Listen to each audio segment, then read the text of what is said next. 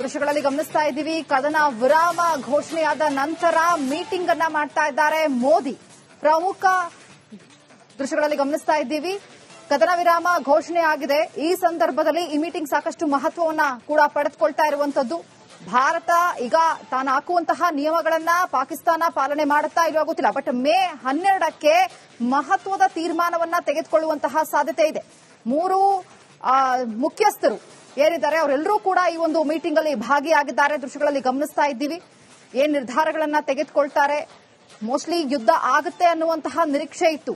ಆದ್ರೆ ಈ ಸಂದರ್ಭದಲ್ಲಿ ಕದನ ವಿರಾಮ ಘೋಷಣೆ ಮಾಡಿರುವಂತದ್ದು, ಅದರಲ್ಲೂ ಪಾಕಿಸ್ತಾನ ತನಗೆ ಸಾಧ್ಯ ಆಗೋದೇ ಇಲ್ಲ ಭಾರತದ ವಿರುದ್ಧ ಹೋರಾಡೋದಕ್ಕೆ ಅಂತ ಹೇಳಿ ಈಗ ತಾನೇ ಮಂಡಿಯೂರಿ ಕದನ ವಿರಾಮಕ್ಕೆ ಘೋಷಣೆ ಮಾಡಿರುವಂತದ್ದು. ಅದರಲ್ಲೂ ಅಮೆರಿಕ ಮಧ್ಯಸ್ಥಿಕೆಯನ್ನ ವಹಿಸಿಕೊಂಡಿರುವಂತದ್ದು. ಈ ಮಧ್ಯದಲ್ಲಿ ಈಗ ಮೋದಿ ಈ ಮಹತ್ವದ ಮೀಟಿಂಗ್ ಸಾಕಷ್ಟು ಬೆಳವಣಿಗೆಗಳಿಗೂ ಕೂಡ ಕಾರಣ ಆಗಬಹುದು.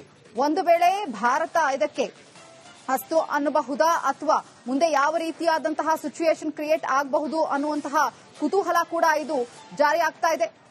ಒಂದು ಕಡೆ ಭಯೋತ್ಪಾದನೆ ಇದಕ್ಕೆ ಮಟ್ಟ ಹಾಕಬೇಕು ಅಂತ ಹೇಳಿ ಭಾರತ ತೊಡೆತಟ್ಟಿ ನಿಂತಿತ್ತು. ಬಟ್ ಆದ್ರೆ ಈಗ ಪಾಕಿಸ್ತಾನ ತನಗಿದು ಸಾಧ್ಯವೇ ಆಗೋದಿಲ್ಲ. ಭಾರತದ ವಿರುದ್ಧವಾಗಿ ಹೋರಾಡೋದಕ್ಕೆ ಸಾಧ್ಯ ಆಗುತ್ತಾ? ಪಾಕಿಸ್ತಾನಕ್ಕೆ ಯಾವೆಲ್ಲಾ ದೇಶಗಳು ಬೆಂಬಲವಾಗಿ ನಿಂತ್ಕೊಳ್ಳೋದಕ್ಕೆ ಪ್ರಾರಂಭ ಮಾಡಿದ್ರು ಅನ್ನೋದು ನಿಮಗೆ ಗೊತ್ತಿದೆ.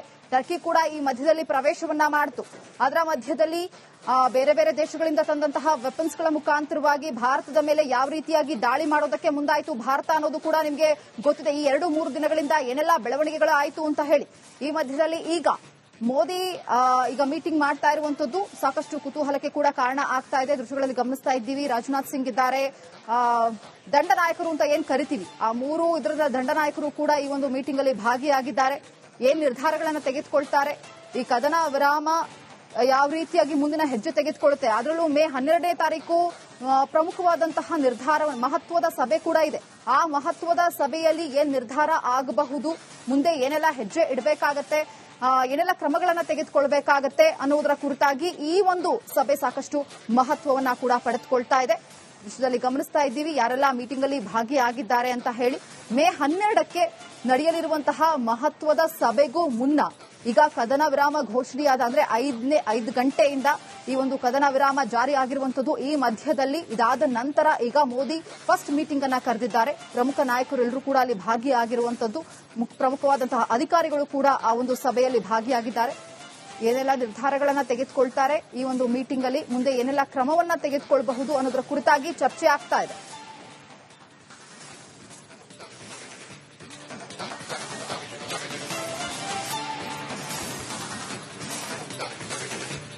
ಈ ಒಂದು ಸಭೆ ಸಾಕಷ್ಟು ಮಹತ್ವವನ್ನ ಪಡೆದುಕೊಳ್ತಾ ಇದೆ. ಪಾಕ್ ಜೊತೆ ಒಂದು ಕಡೆ ಕದನ ವಿರಾಮ ಘೋಷಣೆ ಆಗಿರುವಂತದ್ದು, ಅದರ ಮಧ್ಯದಲ್ಲಿ ಈ ಸಭೆ ಸಾಕಷ್ಟು ಮಹತ್ವವನ್ನ ಪಡೆದುಕೊಳ್ತಾ ಇದೆ. ಹೈ ವೋಲ್ಟೇಜ್ ಮೀಟಿಂಗ್ ನಡೀತಾ ಇದೆ. ಮೋದಿ ನಿವಾಸದಲ್ಲಿ ನಡೆತಿರುವಂತಹ ಹೈ ವೋಲ್ಟೇಜ್ ಮೀಟಿಂಗ್ ಇದು. ಪ್ರಮುಖ ನಾಯಕರೆಲ್ಲರೂ ಕೂಡ ಈ ಒಂದು ಮೀಟಿಂಗ್ ಅಲ್ಲಿ ಭಾಗಿಯಾಗಿದ್ದಾರೆ. ಮೇ 12ನೇ ತಾರೀಕು ಈ ಒಂದು ಪ್ರಮುಖವಾದಂತಹ ಸಭೆ ಇರುತ್ತೆ. ಅಲ್ಲಿ ಪ್ರಮುಖವಾದಂತಹ ನಿರ್ಧಾರವನ್ನ ತೆಗೆದುಕೊಳ್ತಾರೆ. ಅದಕ್ಕೂ ಮೊದಲು ಈ ಸಭೆ ಸಾಕಷ್ಟು ಮಹತ್ವವನ್ನ ಪಡೆದುಕೊಳ್ತಾ ಇರುವಂತದ್ದು. ಸೊ ಏನ್ ನಿರ್ಧಾರವನ್ನ ತೆಗೆದುಕೊಳ್ಳಬಹುದು, ಇದಕ್ಕೆ ಭಾರತ ಅಸ್ತು ಅನ್ನುತ್ತಾ ಅನ್ನುವಂತಹ ಪ್ರಶ್ನೆ ಒಂದು ಕಡೆ ಇದೆ. ಎಲ್ಲರ ನಿರೀಕ್ಷೆ ಇತ್ತು ಯುದ್ಧ ಆಗಬಹುದು ಅಂತ ಹೇಳಿ. ಭಾರತ ತೆಗೆದುಕೊಳ್ತಿರುವಂತಹ ಒಂದೊಂದೇ ಸ್ಟೆಪ್ ಅನ್ನ ನಾವು ಗಮನಿಸಿದ್ವಿ. ಅದನ್ನೆಲ್ಲ ನೋಡಿದಂತಹ ಸಂದರ್ಭದಲ್ಲಿ ಕದನ ವಿರಾಮ ಯಾವುದೇ ಕಾರಣಕ್ಕೂ ಘೋಷಣೆ ಆಗೋದಿಲ್ಲ ಅನ್ನುವಂತಹ ನಿರೀಕ್ಷೆ ಇತ್ತು.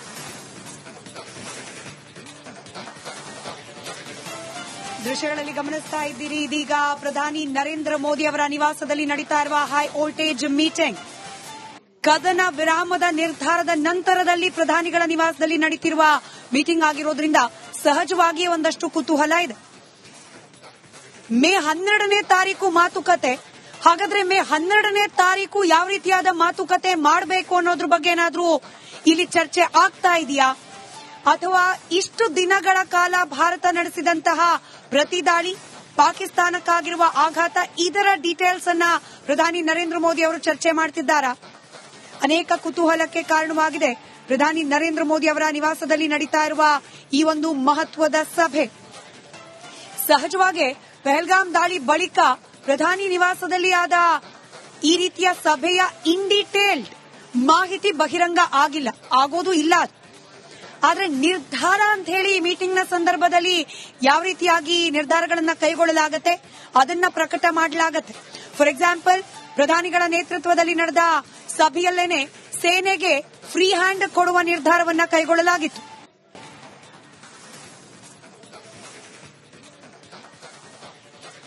ಸೇನೆಗೆ ಫ್ರೀ ಹ್ಯಾಂಡ್ ಅನ್ನ ಕೊಟ್ಟಾಗಿತ್ತು. ಈಗ ಕದನ ವಿರಾಮ ಘೋಷಣೆಯಾದ ಬೆನ್ನಲ್ಲೇ ಈ ಒಂದು ಮೀಟಿಂಗ್ ನಲ್ಲಿ ಆ ಫ್ರೀ ಹ್ಯಾಂಡ್ ಕಂಟಿನ್ಯೂ ಆಗುತ್ತಾ ಅಥವಾ ಅದನ್ನ ತಾತ್ಕಾಲಿಕವಾಗಿ ಫ್ರೀ ಹ್ಯಾಂಡ್ ಅನ್ನ ತಡೆ ಹಿಡಿಯುವಂತ ಕೆಲಸವನ್ನ ಮಾಡುತ್ತಾ? ಫ್ರೀ ಹ್ಯಾಂಡ್ ಕೊಟ್ಟಿದ್ದೇ ತಡ, ಪಾಕಿಸ್ತಾನದಿಂದ ಎಷ್ಟೇ ಡ್ರೋನ್ಗಳು ಬಂದರೂ ಕೂಡ ಅದನ್ನ ಆಕಾಶದಲ್ಲೇ ಹೊಡೆದು ಉರುಳಿಸುವ ಕೆಲಸಗಳನ್ನ ನಮ್ಮ ಸೇನೆ ಮಾಡುವಂತ ಕೆಲಸ ಮಾಡಿತ್ತು. ಈಗ ಕದನ ವಿರಾಮ ಆದ ಬೆನ್ನಲ್ಲೇ ಮಹತ್ವದ ಮೀಟಿಂಗ್ ಅನ್ನ ಮಾಡ್ತಿದ್ದಾರೆ. ಮೀಟಿಂಗ್ ಅಲ್ಲಿ 3 ಸೇನೆಯ ಮುಖ್ಯಸ್ಥರಿದ್ದಾರೆ.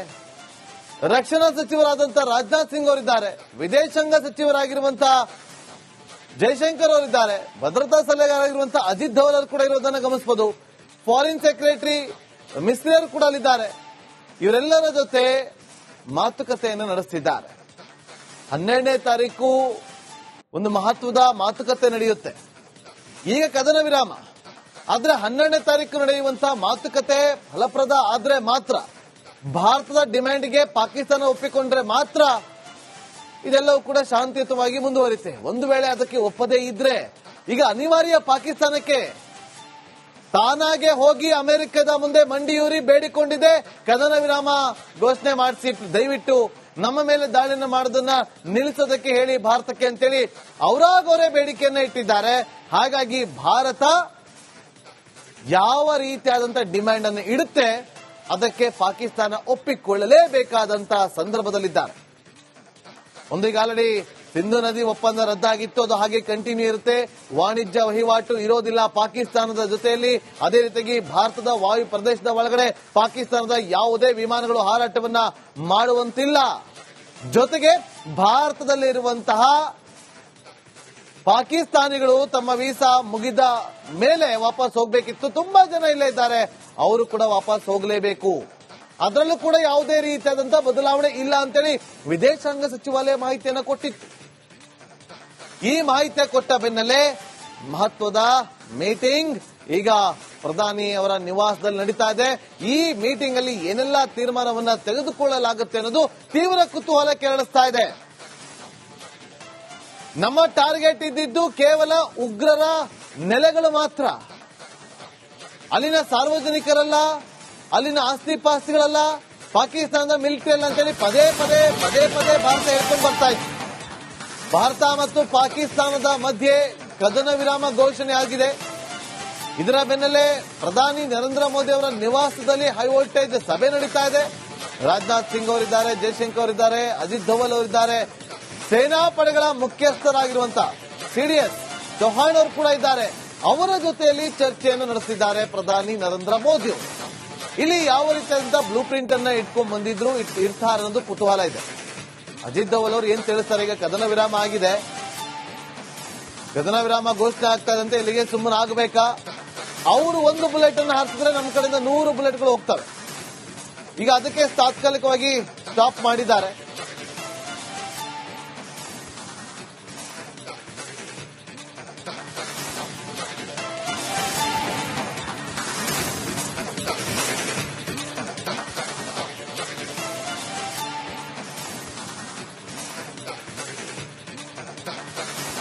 ಅಲ್ಲ, ಮತ್ತೊಮ್ಮೆ ಏನಾದ್ರೂ ಹೊಡೆದಕ್ಕೆ ಮುಂದಾದ್ರೆ ದೊಡ್ಡ ಮರದಲ್ಲಿ ಅವರಿಗೆ ಉತ್ತರವನ್ನು ಕೊಡೋದಕ್ಕೆ ರೆಡಿ ಆಗಿದ್ದಾರೆ.